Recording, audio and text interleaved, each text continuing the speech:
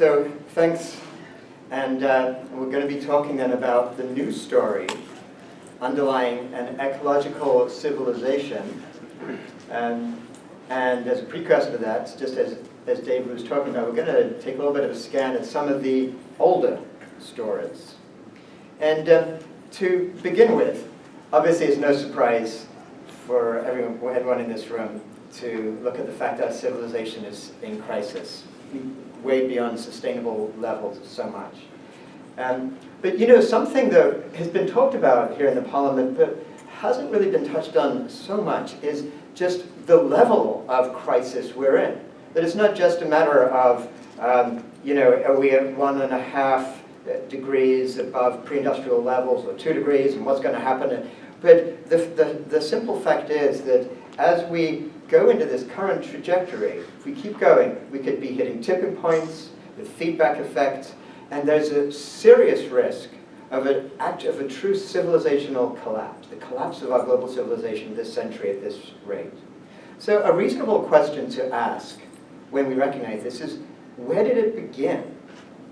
So, you know, we're all probably familiar with this kind of graph of world population, and there's so many other graphs, as we know, around consumption and human activities on the Earth that look something like this, in this kind of shape. And what's interesting is there's this kind of inflection point that seems to happen with so many of these graphs around the 1700s. And one thing that happened at that inflection point that I think is probably the most significant aspect of that change in the direction of these trajectories, was the scientific revolution in Europe around that time. It led to a change in the underlying values that led to a different story about the universe and humanity's place within it, just as David's been touching on. And so, you know, I think probably most people here are familiar with the key elements of that story. Like, nature is a machine. Humans are separate from nature. Humans are separate from each other. Human progress arose from the conquest of nature, and the Earth is a resource to be used for human benefit. We'll look at that story in a little bit more detail a little later in this presentation, but the first question to ask is, where did that story come from? And how was it different from other stories that humans have told about the cosmos and history and around the world? And I think to really understand what happened at that time, we have to look at what came before, all the way back to the beginnings of humanity's attempts to understand the world. Basically to humanity's first stories that put meaning into the universe. Like those from the Lascaux cave in France from about 30,000 years ago. And the thing is, humans are driven to pattern meaning into our world. That drive is what led the earliest humans to develop language, tools, and culture, and with these kind of root stories that are mysterious to us, but we know meant something to those early nomadic hunter-gatherers. And because we have this drive to pattern meaning into the universe, that's what I call the patterning instinct. It's something that everyone has. And the reason I think we can call it an instinct is because even she has it. An infant, as soon as she's born, she starts like learning language. Nobody tells her, you need to hear what we're saying and figure it out. She has this instinct to take all this random stuff around her, the noise and the actions, and start to pattern the meaning into that in language. And as she gets older, she does the same with the culture that she's born into. And early humans patterned meaning into the universe similarly. So, you know, they look up at the starry sky, and everywhere around the world, they created constellations, patterns of meaning in the things around them. And similarly, they did so with all the kind of amorphous, otherwise random stuff that happened around them in the universe. And generally, the patterns were created by underlying concepts of nature that then sort of structured the pattern for everything else. And those patterns of thought led to the stories that each culture creates, which determine their values. And it's those values that actually shape history. By the same token, the stories we create today are the ones that will shape our future. So I'm going to look in this presentation at some of our traditional stories, then a closer look at the modern story of separation, and then spend some time towards the end looking at what it takes to get towards an ecological civilization that David's been talking about. So beginning with those traditional stories, well, we spent about 95% of our history as humans as nomadic hunter-gatherers. And the root story that they had about the universe was that nature is a giving parent. And from this core assumption, a whole bunch of other stories emerge, such as all living beings are family. We all have an intimate relationship with spirits. We can trust nature to meet our needs. Everything is connected, all aspects of the world, humans, animals, ancestors, spirits, trees, rocks, rivers, all related parts of a dynamic, integrated whole. And the natural environment is fully alive and has intrinsic value. And thus, from that, a network of meaning was formed, where everything relates to everything else, whether it's tangible or intangible, past, present, or future. In the words of Aboriginal elder Daisy Utamara, still alive today, that talks about her indigenous roots, and she says, all these things, the plants and the trees, the mountains and the hills, the stars and the clouds, she says, we represent them. You see those trees over there? We represent them. I might represent that tree there. Might be my name there in that tree. Now, that story changed with the emergence of agriculture. And with agriculture came the beginning of separation. I love this image of a fence. It's kind of iconic of agriculture because it's about how humans separated themselves from nature, the cultivation from the wild, and humans also separated themselves from other humans. But even with this separation, nature was still filled with cosmic power. Natural objects were intrinsically divine. And every agrarian civilization shared this sense of the mystery of the natural world, which was both differentiated infinitely and also somehow an organic unity. This has been called by many the sense of the one and the many. And you can see this in many of the underlying stories of early agrarian civilizations around the world. We can look, for example, at ancient Egypt, which had a pantheistic cosmology, where even the various deities were all aspects of a single transcendent kind of creator god, who didn't just create the universe. This creator God was the universe. This is an ancient Egyptian prayer that says, your two eyes are the sun and the moon, your head is the sky, your feet are the netherworld. You are the sky, you are the earth, you are the netherworld, you are the water, you are the air between them. This is like this amazing statement of pantheism. Similar, if we go across to ancient Egypt, we see a similar story. The Upanishads are imbued with the idea that Brahman's divinity is manifested in each and every part of the universe. Here's one Upanishad talking about the manifestations of Brahman. He is the fire and the sun and the moon and the stars. He is the air and the sea.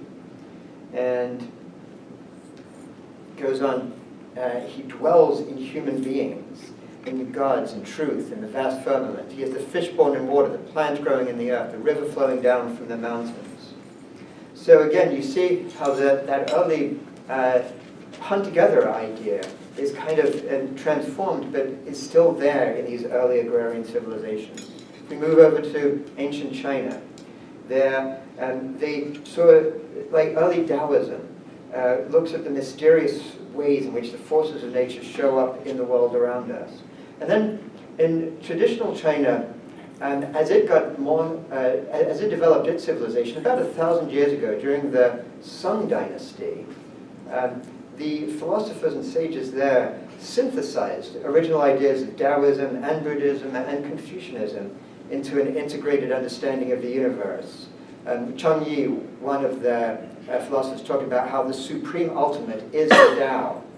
And their leading philosopher, Chu Shi, said how fundamentally there is really only one supreme ultimate, yet each of the 10,000 things has been endowed with it, and each possesses the supreme ultimate in its entirety. So just like the early hunter-gatherers, again, the Chinese saw everything as related dynamically to everything else through the cycles of yin and yang, in the, as they described in the I Ching, the Book of Changes. And they saw nature, their kind of core story about nature was it's a harmonic web of life. That's an ecological story. Dewey Ming was talking about that in his plenary talk the other day, how heavens, earth, and humanity resonate with each other, kind of creating this kind of universal web where the slightest movement of one part causes undulations in the entire network. So how did we get to our modern story of separation? Well, it really began with the ancient Greeks.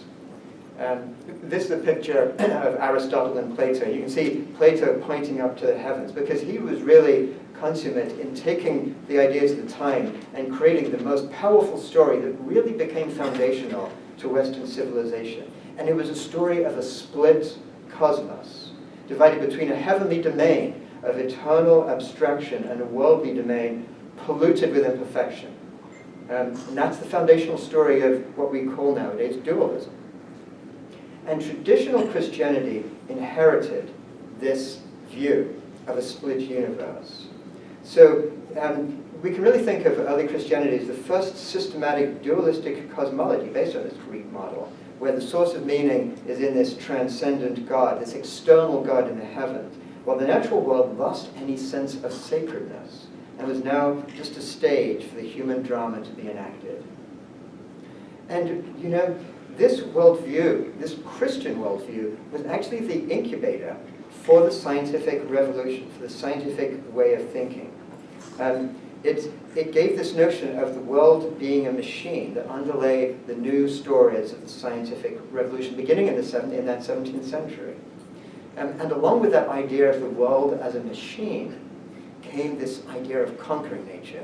Francis Bacon, probably the greatest prophets of this new scientific age, talked about how we can establish and extend the power of dominion of the human race itself over the universe through our scientific understanding and render ourselves the masters and possessors of nature. So what does the modern version of this separation story look like? Well, one way of thinking about it is that let's think of an image that we're all used to, you know, a newscaster talking about the economy or whatever. It doesn't really matter, though, the words that she's actually saying, because underlying those words, she's saying a much deeper story of our age. She's telling us that we're all individuals, separate from each other in the natural world. She's telling us that we're all naturally selfish, and that unbridled capitalism works so well because this invisible hand ensures that everybody acting selfishly somehow results in the best possible outcome for humanity. She's telling us that nature is a machine that we can engineer, and what makes humanity great is to conquer nature, and that through technology, in some mysterious way, infinite growth is possible on a finite planet. And she's saying, and oh, by the way, everything is meaningless, so just fill it with consumerism. These are the underlying messages that we hear every day all around us. And what are the results? Well, basically, it's this technology-driven zombie lifestyle, right? Where each of us, and everyone is separated from each other. They're connected to their technology. They're oblivious to each other's existence, even though they're 2 feet away. They're also equally separated from the food they're getting. You know, to them, they're not thinking about where this food actually came from. It's just that they pass a few dollars over and they get their Chick-fil-A back. And that's their separation from the earth. It leads to this incredible inequality of our time, the greatest inequality in history, where these 6 men, unbelievable as it is, own as much wealth as half the entire world's population. It leads to us ransacking the earth with the exploitation of nature. And of course the existential crisis of climate breakdown. But not just the climate breakdown, but this total ecological overshoot. And these are some of the things that that may have been touched on a little bit in the Parliament here, but we need to get this sense of how profoundly they're affecting us. And the fact is, as was pointed out just the other day in one of the keynote questions, 60% of all the animals around the world have been wiped out since 1970 and are continuing at the same rate every year. And we're looking at the 6th great extinction of species in all the billions of years of life on Earth. Only this one, of course, is human-caused. We're looking at the virtual total annihilation of coral reefs worldwide this century.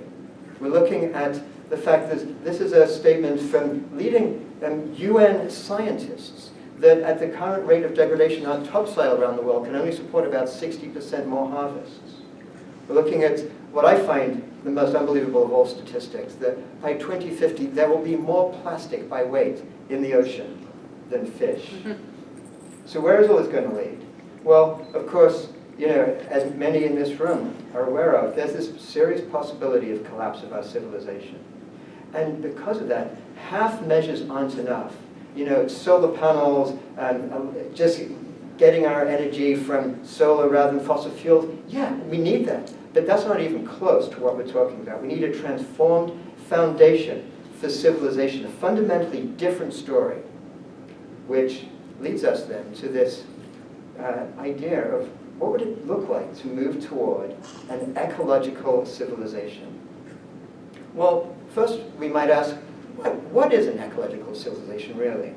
Well, I see it as a scientifically validated return to the spiritual insights based on hunter-gatherers and other early agrarian stories.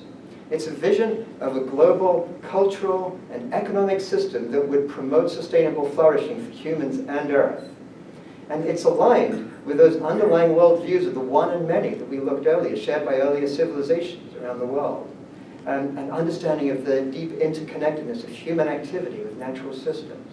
And the recognition that actions resonate throughout the entire web of life. And it involves insights from modern systems science. With dimensions, some of you are familiar with some of the modern sciences of complexity science, systems biology, and chaos theory.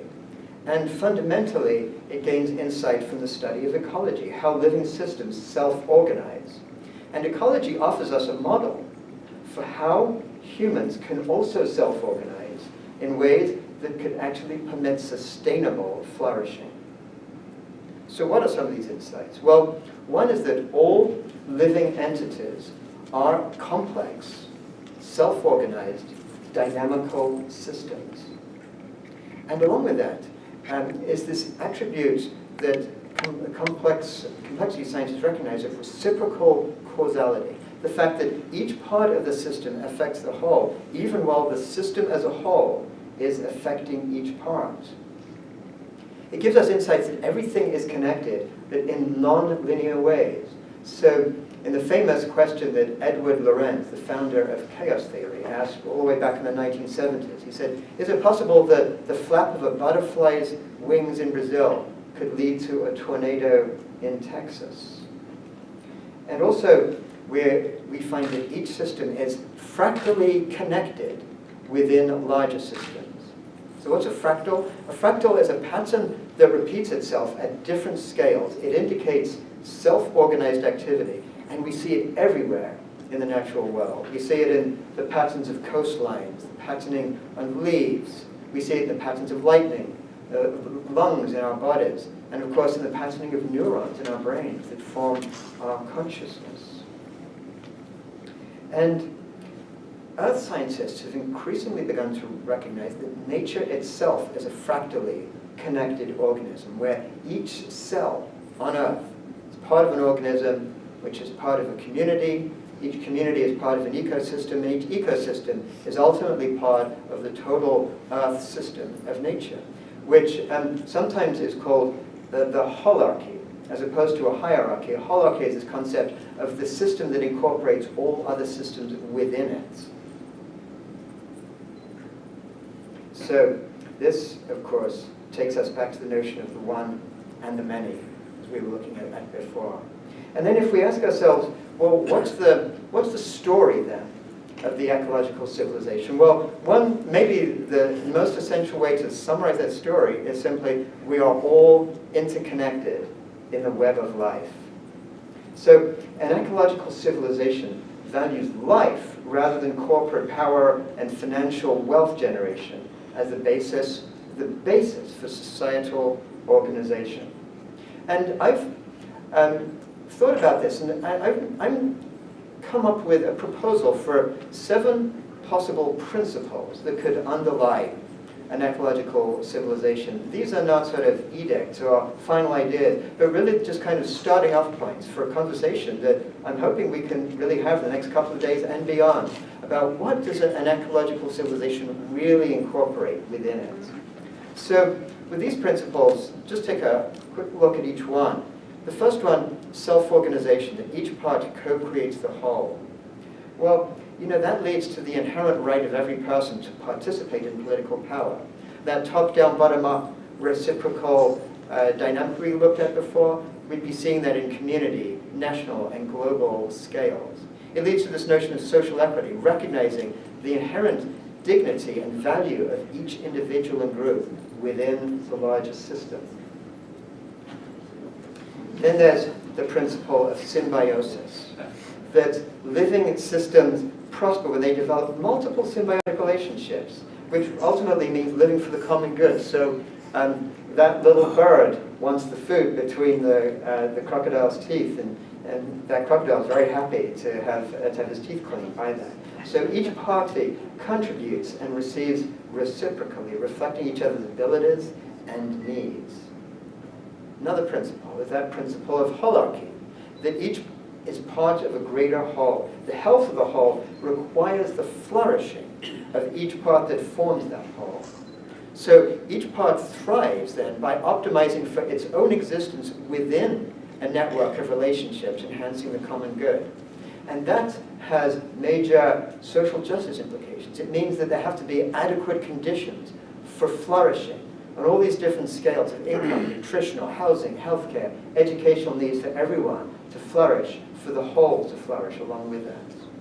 There's a principle of locality, that society should be organized based on bioregions, not necessarily based on the political borders that we have right now. This is a map of California that looks very different from other maps because it's based on the bioregions. The reality, the regions have different needs and affinities based on their ecological context. And communities connect with the land rather than global flows, so that local production leads to local consumption to the greatest possible extent. There's a principle of embeddedness, that humanity's place is embedded within the natural world. And so when we destroy the complexity of the natural world, we undermine the well-being of all organisms, including ourselves.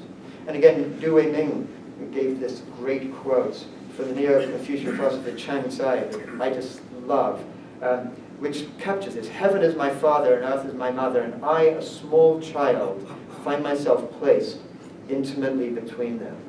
Or in the words, the profound words of this slogan at COP21 in Paris, we are not fighting for nature, we are nature defending itself.